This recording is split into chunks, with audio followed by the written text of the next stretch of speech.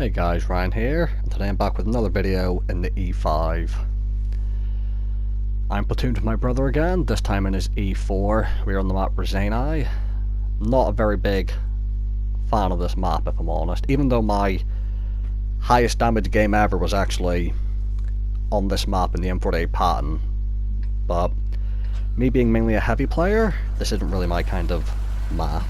So as we load in, straight away I've decided I'm going to go to the castle. It's what I usually do. I don't know why, I think it's just kind of ingrained in me that whenever I load into a game and there's artillery, I try and think of where's the best place I can go to avoid him. In this case, I like to use the castle to try and avoid artillery. It's kind of the biggest piece of cover out there. So, I'm going to start making my way over. Now, the E5 is a fairly mobile heavy tank, actually, quite maneuverable. I'm not too worried about their platoon of the Super Conqueror and 57 Heavy because they are actually quite sluggish heavy tanks. Now, we have a medium tank to our right and a machine following to our left, but as you'll see, pretty much everyone else on our team is going to the field up north. So,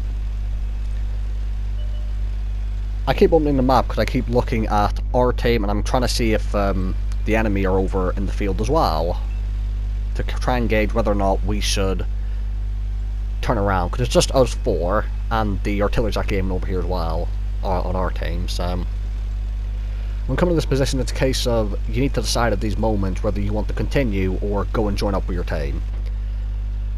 You see the machine starting to get ahead now to the corner, and now as I push up you're going to say I've decided I'm going to turn around, but not to join our team in the field, just I've decided I'm going to stick with Liam in his E4 as best I can. And we're going to see what enemies we can spot up here.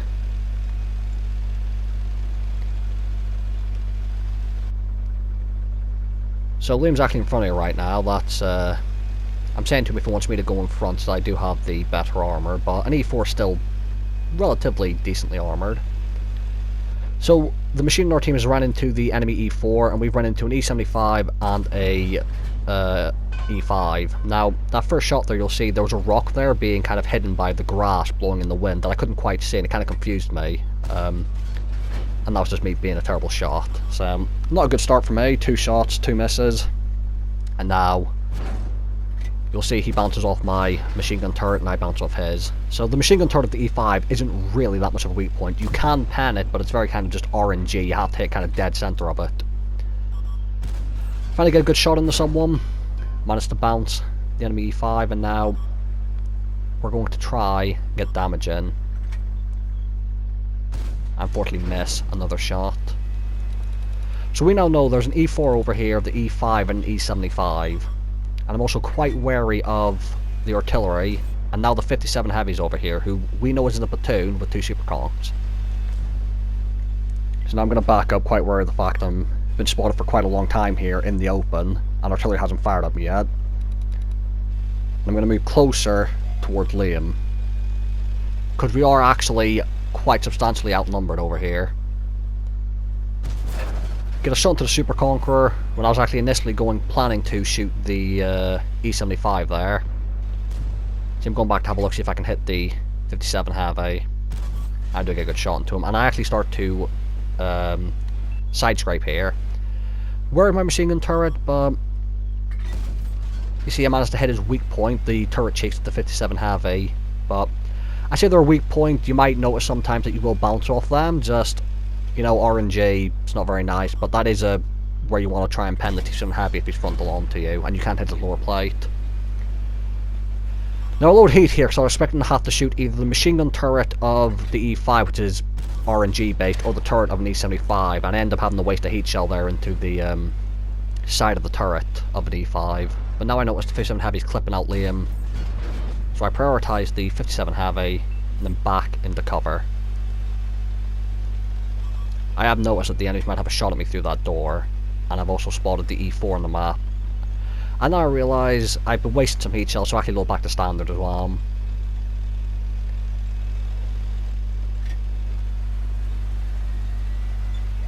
Now you see I'm using 6% to spot there. Now, I took that to mean either I was getting spotted from behind, you see I look out the door there, the archway behind me, or I was thinking it was the T-57 Heavy's platoon mate round that corner. And as you'll see, it actually was there was a heavy tank where the 57 Heavy was. So even if you can't spot an enemy, Sixth Sense, probably one of the most useful skills in the game. You can use Sixth Sense to spot. It doesn't give you an accurate representation of what is around the corner, but just knowing someone's there is really helpful. So see, I'm quite wary now of the E4 showing up, and now a machine's coming for Liam to clip him out. And I get the shot into his side and overmatch him. Now, unfortunately, I get tracked here, and in the open, tracked from the artillery, I don't want to risk it. I get a lucky bounce from the E75, that probably should have panned me. And now I have to push because the E75's coming over, and I'm assuming the E4 is too. Now, the E4's still a decent distance away, but I'm expecting him to make his way over soon. The machine's trying to run away from me, I'm just overmatching his side. And again, the artillery has been helping me out this entire time. You can see there our friend the artillery's trying to help, but this game, when me and my brother stayed here, and I'm getting shot from the field, our initial plan was we're going to stay here because of how many enemies here, and we're going to hope and like sit and wait and just hold on until our team can win the field. But as you can see, our team is actually not winning the field. So it's again easy overmatch shots into the machine, constantly trying to angle my armor, wiggle the tank left and right, stop pinning my lower plate. And I'm trying to get around in time to stop him shooting me, and unfortunately he ammo racks me. Because I had to use the repair kit to try and avoid the artillery. I don't have a repair kit, so now I'm just ammo racked for the rest of the game. Now I'm in a terrible position here because the people in the field can shoot me, and also the artillery can shoot me, and I need to try and get back to the castle without exposing myself to the artillery. So I managed to bounce D75 using the mini-map. I spotted him coming behind me. I get a shot in, but unfortunately the artillery actually tracks me here. And now I see the E4's coming as well, and it's just, I'm caught. This is what you call caught between a rock and a hard place. I've got an E4 and D75 in front of me, artillery behind me and tanks in the field. Just terrible. The artillery puts a great shot in, and now I've realised I need to try and get out of here.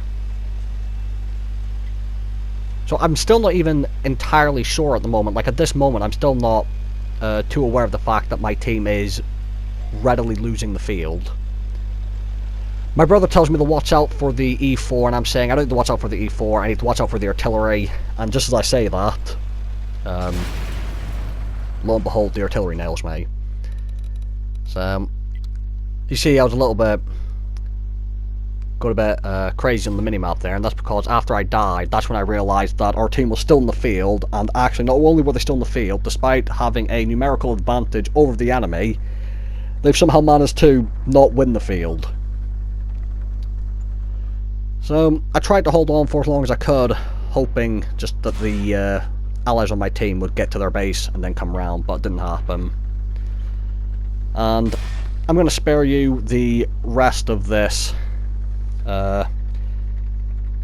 suspense by letting you know that we don't win this game, but I'll leave it open to you so you can see what happens. The chieftain starts trying to run away, but he's just 390 view range, he can't outspot the enemy, he's being constantly spotted, nothing he can do. And now it's just the artillery by himself. But the reason I'm leaving this game open is that, I mean, this game was an interesting one. Now, I always say you should never assume that your team's going to do anything, so obviously I made the assumption that because my teammates outnumbered the enemy, they would be able to win that flank. Now, that's on me for assuming that. Never assume your teammates do anything. Now, the turret actually gets a little interesting position here that I didn't know existed, but it's not going to help him. But what I was going to say is, this game could also be on me, because at the same time as me assuming they might win, there was a moment when I thought to myself, maybe we should turn around and go join them in the field. And maybe if I'd have went and joined them, we could have won the field and pushed round. At the same time, that might have just resulted in us getting sniped at from the castle, or I could have been killed by artillery a lot easier, because maybe the artillery was aiming there most of the game, which might explain why I didn't get shot at too much by the artillery at the beginning of our brawl in the castle. Maybe he was shooting at teammates in the field, who knows. So, I just thought I'd leave this here because I thought it was quite funny. The E4.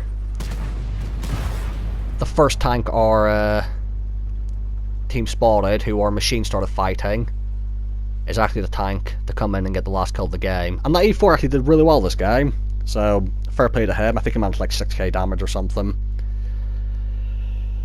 So, rather sad defeat. This also would have been a ×2 daily double for the contract. But 5,100 damage, 2,300 assistance, 7.5k combined.